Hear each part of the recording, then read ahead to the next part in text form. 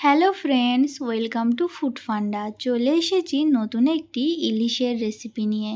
ইলিশ মাছ পছন্দ করে না এমন বাঙালি খুব কমই আছে, তাই খুবই অল্প উপকরণ দিয়ে আজকে বানাচ্ছি কাঁচা ইলিশের তেল ঝাল, যেটা এই বর্ষায় গরম গরম ভাতের সাথে খেতে লাগে অসাধারণ।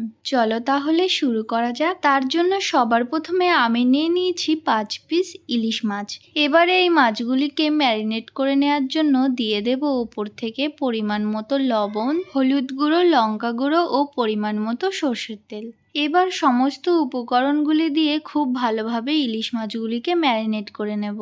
মাছগুলি খুব ভালোভাবে ম্যারিনেট করা হয়ে গেলে এটি 30 মিনিটের জন্য রেস্টে রেখে দেব। ততক্ষণে আমরা তৈরি করে নেব একটি মশলার পেস্ট। তার জন্য আমি এখানে নিয়ে নিয়েছি একটি মিক্সিং জার। আপনারা চাইলে শিলেও বেটে নিতে পারেন।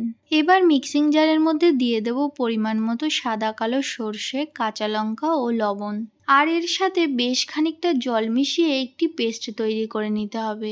এবার একটি ছাঁকনির সাহায্যে সমস্ত পেস্টটি ছেঁকে নেব। সর্ষে বাটা দিয়ে যে কোনো রান্না করতে গেলে আমাদের একটি ভয় থাকে যে গ্রেভি তেতো হয়ে যাবে কিনা। এইভাবে ছেঁকে নিয়ে খোসাটা ফেলে দিলে সেই রকম আর কোনো সম্ভাবনা থাকে না। অন্যদিকে একটি বাটিতে পরিমাণ মতো জিরে গুঁড়ো, লঙ্কা গুঁড়ো, হলুদ গুঁড়ো ও সামান্য জল দিয়ে খুব ভালোভাবে মিশিয়ে একটি পেস্ট তৈরি করে রাখবো, যাতে এর ভেতরে কোনো লাম্পস না থাকে। মশলার পেস্ট তৈরি করে নেওয়া হয়ে গেলে অন্যদিকে একটি কড়াইতে দিয়ে দেব বেশ খানিকটা পরিমাণে সর্ষের তেল। তেল খুব ভালোভাবে গরম হয়ে গেলে এর মধ্যে ফোড়নের জন্য দিয়ে দেব কিছুটা কালো জিরে ও 2টি কাঁচা লঙ্কা। এবার একটু নাড়াচাড়া করে নিয়ে এর মধ্যে দিয়ে দেব আগে থেকে তৈরি করে রাখা জিরে, হলুদ ও লঙ্কা গুঁড়োর পেস্টটি। এবার এই মশলার পেস্টের ওপর আগে থেকে ম্যারিনেট করা ইলিশ মাছগুলিকে একটি একটি করে সাজিয়ে দেব। এরপর একে একে মাছগুলিকে আলতো হাতে একটু উল্টে পাল্টে নেব। খুব বেশি নাড়াচাড়া করা যাবে না, যেহেতু ইলিশ মাছ নরম হয় তাই ভেঙে যাওয়ার একটু ভয় থাকে। প্রত্যেকটি মাছ উল্টে নেওয়া হয়ে গেছে। এবার এর মধ্যে দিয়ে দেব আগে থেকে তৈরি করে রাখা সর্ষে, কাঁচা লঙ্কা ও লবণের পেস্টটি। সর্ষের পেস্টটি দিয়ে দেওয়ার পর একটু ফুটে উঠলেই এটি ঢাকা দিয়ে রাখবো কিছুক্ষণের জন্য।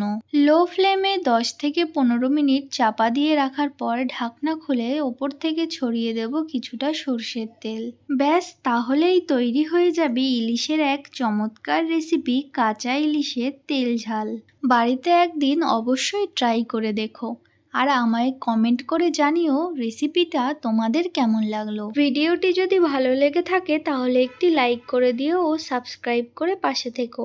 আবার দেখা হবে নেক্সট ভিডিওতে। টাটা।